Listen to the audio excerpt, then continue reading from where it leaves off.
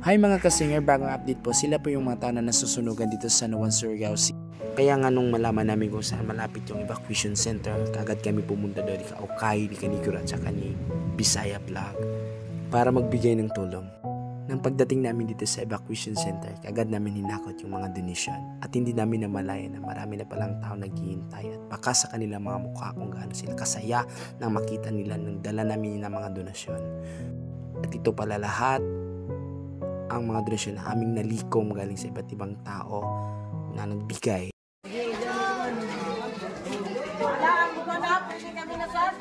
Kami po ay taos pusong nagpapasalamat sa mga taong tumulong at nagbigay ng mga donasyon para sa mga nasunugan.